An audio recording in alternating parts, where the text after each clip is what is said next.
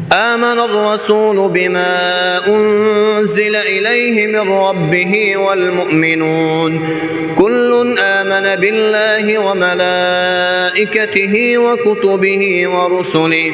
لا نفرق بين أحد من رسله وقالوا سمعنا وأطعنا غفرانك ربنا وإليك المصير.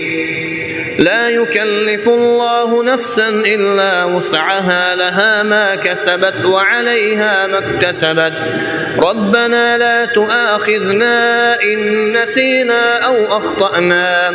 ربنا ولا تحمل علينا إصرا كما حملته على الذين من قبلنا ربنا ولا تحملنا ما لا طاقة لنا به واعف عنا